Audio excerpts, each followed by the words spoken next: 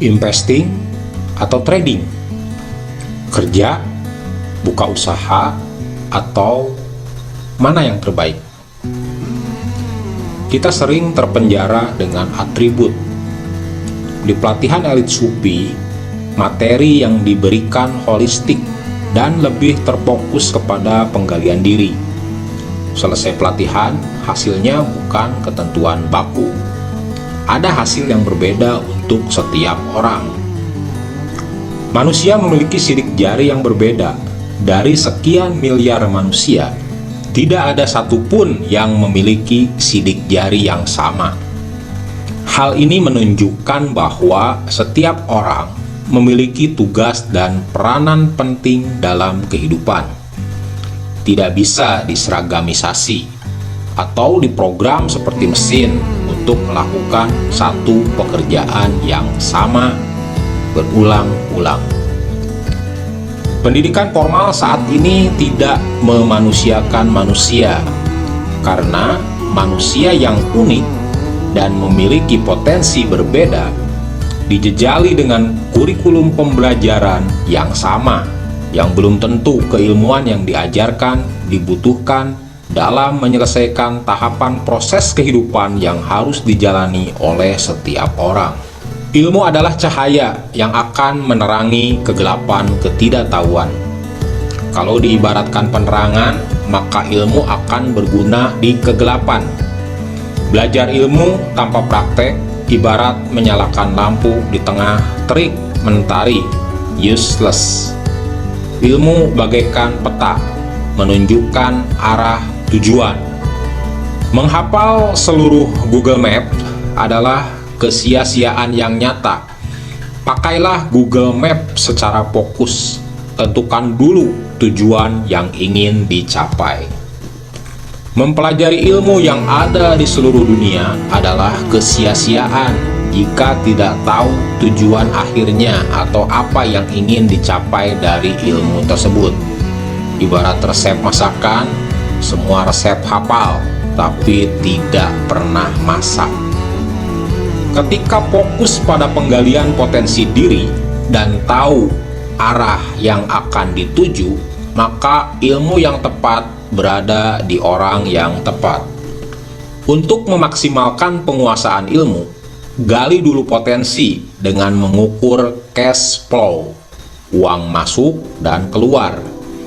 Jika kita memiliki penghasilan tetap, baik itu dari profesi pekerja atau pengusaha, dan setelah semua kebutuhan kita terpenuhi setiap bulannya, ternyata kita masih ada kelebihan uang yang bisa rutin kita tabung, maka Anda boleh memutuskan menjadi investor.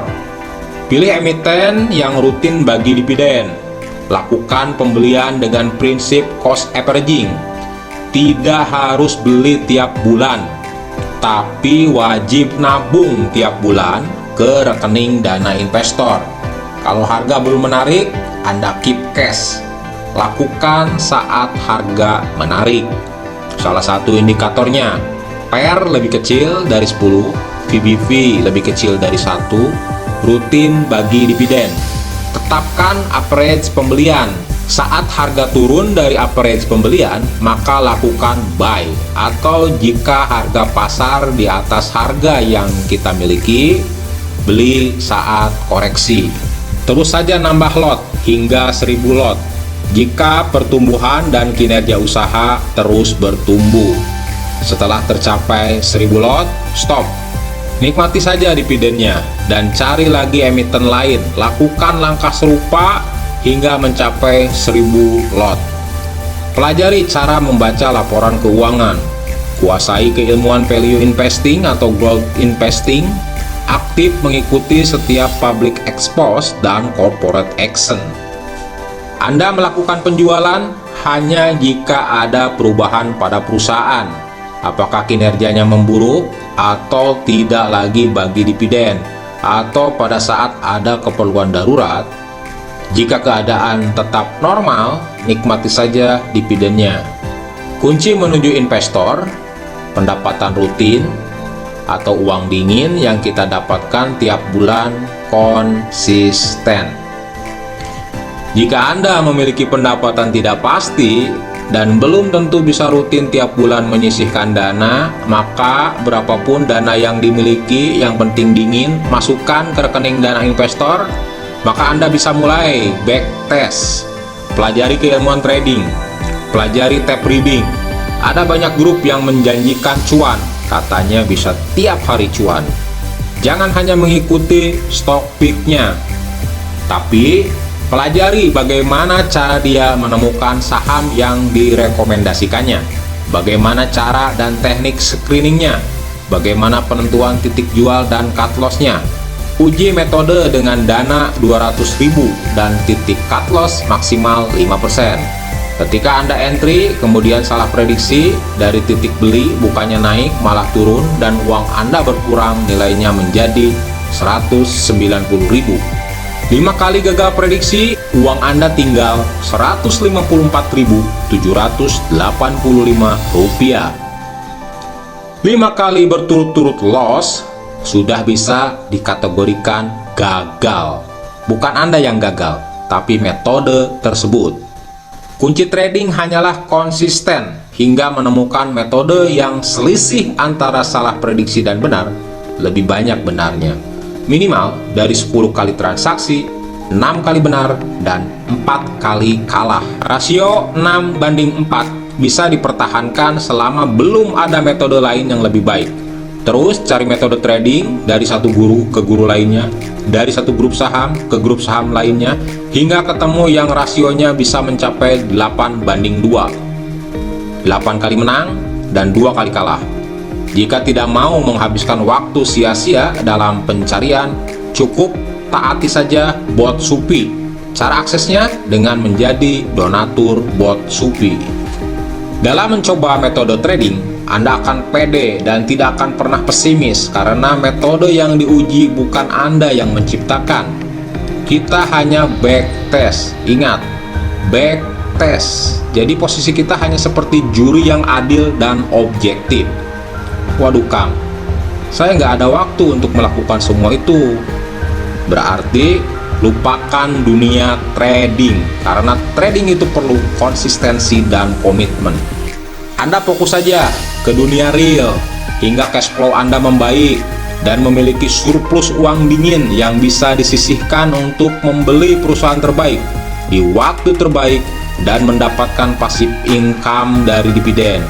Ketika fokus ke dunia real, mana yang lebih baik? Bekerja atau buka usaha sendiri? Kita akan evaluasi dulu, apakah Anda memiliki produk sendiri yang bisa dipasarkan?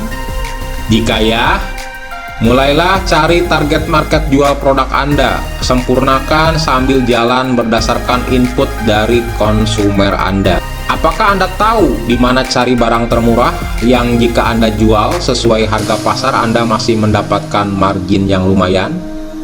Jika ya, Anda bisa mulai membeli barang tersebut dan memasarkannya. Saya tidak memiliki produk. Saya juga tidak tahu di mana membeli barang murah.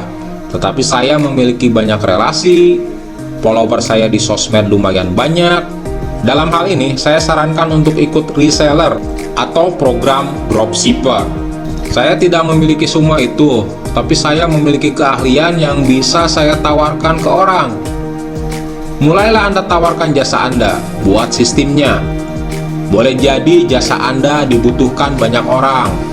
Mungkin saat ini pun banyak yang menggunakan jasa Anda. Boleh jadi hanya karena Anda tidak buatkan sistem yang bagus, jadi orang hanya membalas jasa Anda dengan ucapan terima kasih. Dengan sistem dan legalitas, maka apapun yang Anda miliki bisa dimonetisasi. Kang, saya ada pekerjaan tetap, apakah saya harus resign? Saya sarankan jangan. Keunggulan pekerja, Anda memiliki angel investor yang selama Anda bertumbuh dan terus berinvestasi pada diri, ada yang menjamin semua kebutuhan Anda, yaitu pekerjaan tetap. Jadilah pengusaha atau jadilah freedom dengan prinsip pertumbuhan. Tetaplah fokus di bidang yang saat ini sedang Anda tekuni sambil bangun sistem. Persiapan memantaskan diri boleh dengan membangun sistem atau mempersiapkan diri dengan investasi ilmu. Contoh sederhana, Pak Eko memiliki pekerjaan tetap. Sejauh ini tidak ada yang salah dengan pekerjaannya. Ketika paham ilmu Kiyosaki, Pak Eko mulai merasa bahwa apa yang dilakukannya adalah salah, karena dia bisa memilih untuk pindah kuadran yang lebih baik, yaitu businessman atau investor, yaitu kuadran B dan I. Jangan telan mentah-mentah apa kata Kiyosaki. Kuadran E atau pekerja atau karyawan atau buruh itu mulia. Kuadran S atau self-employee, dokter, pengacara, polisi, bidan, PNS, ini pun pekerjaan yang mulia. Kuadran E dan S, jika mau berpindah ke B atau I, janganlah mengambil jalan yang heroik dan ekstrim. Lakukan dengan proses pertumbuhan. Ketika Pak Eko ingin memutuskan untuk beralih kuadran menjadi bisnismen atau investor, maka jangan langsung keluar atau menentukan target 2 tahun lagi saya akan keluar. Bukan masalah waktu sekarang atau nanti. Pindah kuadran adalah masalah kesiapan, kepantasan. Tugas kita adalah memantaskan diri.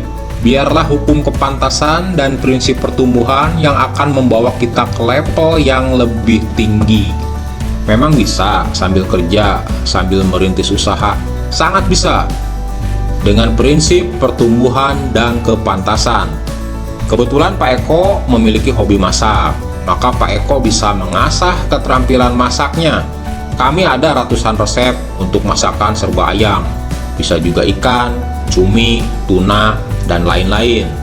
Setelah praktek belajar masak, maka kami ajarkan bagaimana untuk menjadikan makanan rumahan menjadi frozen food, sehingga bisa dipasarkan online. Saya sudah buatkan grup Telegram Dapur Supi. Setelah memiliki kemampuan masak, maka bawalah ke kantor beragam hasil masakan Anda. Setiap hari Jumat, bagikan ke teman kantor, ke office boy, hingga atasan Anda. Selipkan kartu nama di kotak makanan, terima pesanan makanan dan catering. Lakukan terus hingga seluruh resep di video yang kami bagikan Anda jajal semua. Semakin Anda memasang atribut bahwa Anda adalah koki handal, maka frekuensi kesungguhan dan konsistensi Anda akan mengundang persepsi value di lingkungan sekitar. Value tersebut telah Anda monetisasi dalam sebuah sistem bernama brosur dan kartu nama. Untuk lingkungan real, Anda manfaatkan kartu nama dan brosur. Seiring berjalan waktu, Anda mulai kebanjiran order. Dari mulai hitanan, akikah, pesta ulang tahun, syukuran, dan lain-lain.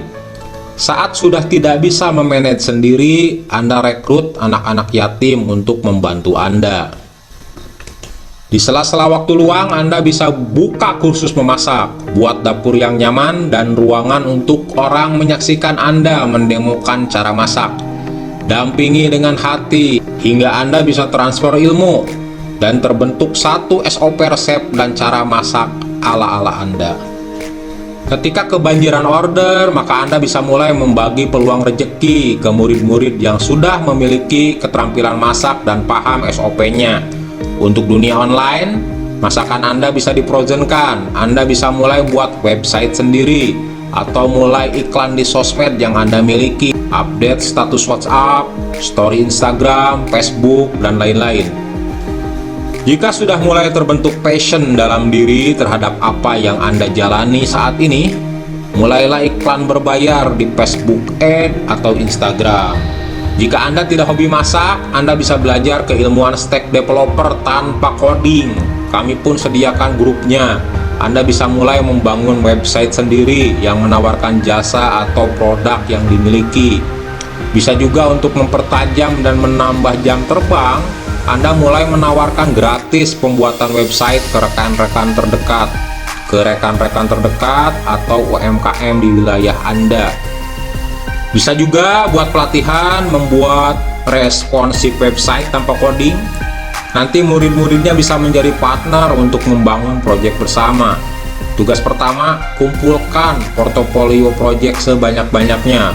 Paling awal bisa dari Blogspot, kemudian pakai WordPress. Setelah memiliki banyak waktu luang dan ingin lebih memperdalam keilmuan website, Anda bisa mulai belajar HTML, CSS, JavaScript, PHP, dan MySQL. Setiap apa yang Anda fokus jalani, maka akan mengundang yang lebih besar lagi. Anda bisa mulai mempelajari bagaimana menjadi developer di Pi atau dApps, di ekosistem blockchain, holochain, dan lain-lain. Jika masak tidak hobi, belajar website malas, maka Anda bisa melakukan hal serupa dengan apa yang telah saya ceritakan di atas, namun dalam bentuk yang berbeda. Misalnya jualan produk atau jasa. Sama aja, lakukan prinsip pertumbuhan dengan memperkenalkan dulu atribut Anda yang baru hingga dikenal orang. Strategi ini banyak dilakukan perusahaan besar, istilahnya strategi bakar duit. Ganti istilah itu dengan prinsip sedekah dan prinsip berbagi. Uang adalah penyimpan nilai. Anda tidak akan pernah kesulitan keuangan selama-lamanya bila memiliki nilai. Nilai yang dibutuhkan oleh banyak orang. Setiap orang memiliki kebutuhan dan keinginan. Setiap orang memiliki masalah. Ketika kebutuhan dan keinginan orang-orang tersebut ada pada diri kita, maka mereka akan memberikan nilai yang mereka miliki untuk mendapatkan nilai yang kita miliki. Ketika kita bisa menjadi troubleshooter dari setiap masalah, maka kita akan menjadi orang yang paling banyak dicari. Kiai atau tokoh spiritual banyak dicari karena dianggap solusi dari semua permasalahan yang ada kaitannya dengan keinginan-keinginan manusia. Mereka semua sadar bahwa ada zat yang serba maha yang mampu mengabulkan semua permohonan. Di saat mereka merasa tidak pantas mendapatkan rahmatnya, mereka merasa bahwa tokoh suci lebih dekat pada Tuhan dan bisa menjadi perantara mereka untuk mendapatkan limpahan rahmatnya. Pengacara dicari oleh orang yang mengalami masalah hukum. Dokter dicari oleh mereka yang memiliki masalah dengan kesehatan.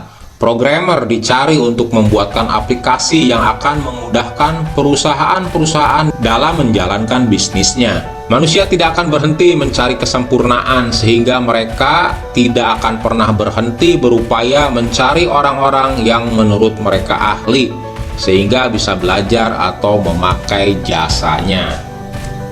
Lupakan atribut, lupakan pilihan investor, trader, bisnis, atau bekerja. Fokus ke passion, penggalian diri, membangun diri, dan berusaha terus menambah keahlian untuk menjadi troubleshooter. Sebaik-baiknya manusia adalah yang paling banyak manfaatnya, terlepas dari apapun profesinya. Jalani hidup di masa kini dengan penuh rasa syukur, nikmati proses, luruskan niat, dan sempurnakan ikhtiar.